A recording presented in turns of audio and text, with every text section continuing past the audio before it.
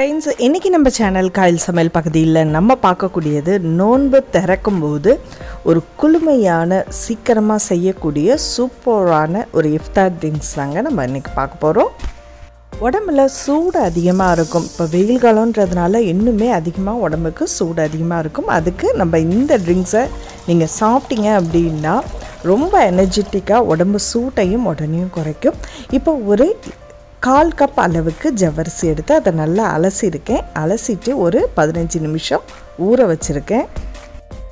இப்போ 1/4 கப் அளவுக்கு ஜவ்வரிசிக்கு 3 கப் அளவுக்கு தண்ணி ஊற்றி நல்லா குக் பண்ணணும். அது நல்லா டிரான்ஸ்பரண்ட்டாக ஒயிட் கலர் ஆற வரைக்கும் நல்லா குக் பண்ணிட்டு அதை வடிகட்டி ஒரு 2 தண்ணி அலசி அதை நம்ம தனியாக எடுத்து வச்சுக்கலாம்.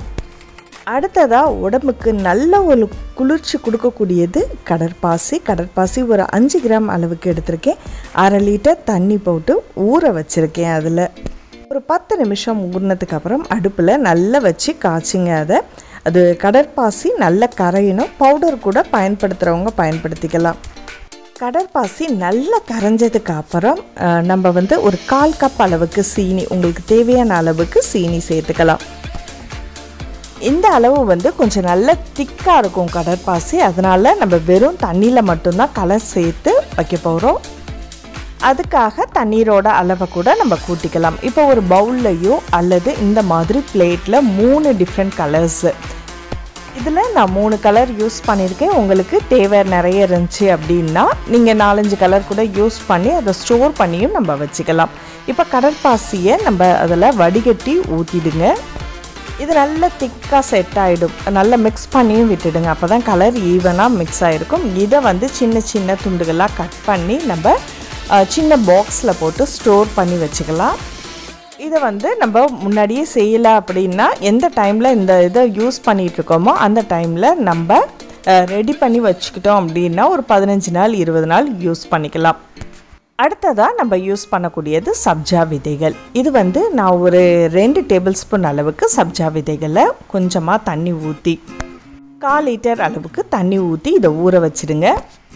இது ஒரு 5 மினிட்ஸ்லேயே ஊறிடும். இதையும் நம்ம அப்படியே ஸ்டோர் பண்ணி தேவைக்கு பயன்படுத்திக்கலாம். நோன்புக்கு உடம்புக்கு குளிர்ச்சி கொடுக்கக்கூடிய அந்த ட்ரிங்க்ஸை இப்போ செய்கிறதுக்கு பால் 1 லிட்டர் அளவுக்கு எடுத்திருக்கேன். பால் நல்லா காயட்டும். காஞ்சிட்டு இருக்கும்போது இதோட நான் பால் பவுடர் மட்டும் இதில் சேர்க்குறேன். ஒரு 3 டேபிள் ஸ்பூன் அளவுக்கு பால் பவுடர் இதோட சேர்த்துங்க. பாலில் நல்லா கரைச்சதுக்கு அப்புறம் ஒரு 1/4 கப் அளவுக்கு சீனி சேர்க்குறேன். எக்ஸ்ட்ரா தேவைனாலும் நீங்கள் சேர்த்துக்கலாம். இதோட ரோஸ் எசன்ஸ் ஒரு 1/4 டீஸ்பூன் அளவுக்கு சேர்க்குறேன். அது இல்லைன்னா ஏலக்காய் பவுடர் கூட நீங்கள் சேர்த்துக்கலாம். பாலில் இப்போ சீனி நல்லா கரைஞ்சிருச்சு. இப்போ நமக்கு பாலும் நல்லா திக்காக இருக்குது. இதை அப்படியே எடுத்து நல்லா ஆற விட்டுடுங்க.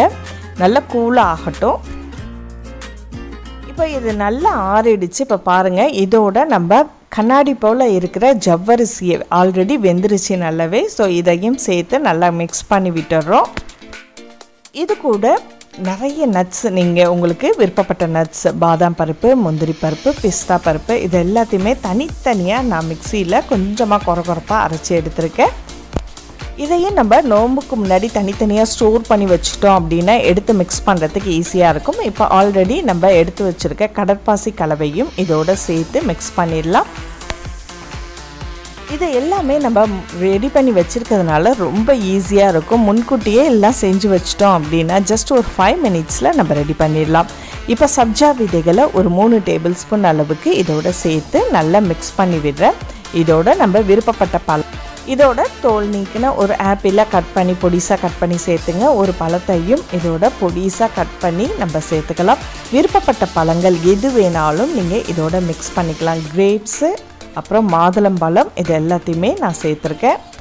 இந்த பழங்களோட இனிப்பு சுவையே நமக்கு போதுமானது. இது எல்லாத்தையுமே மிக்ஸ் பண்ணி ஃப்ரிட்ஜில் ஒரு 1 மணி நேரம் 2 மணி நேரம் வச்சுடுங்க.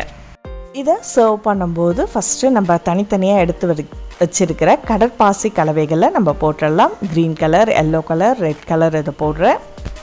இதோட சப்ஜா விதைகளும் குல்குந்து இருந்துச்சுன்னா அதையும் நம்ம சேர்த்துக்கலாம். இதோட மேலே ஃப்ரூட்ஸ் கலவையை நம்ம ஊற்றிடலாம். பார்க்குறதுக்கு நல்ல கலர்ஃபுல்லாகவும் சூப்பராக இருக்கும்.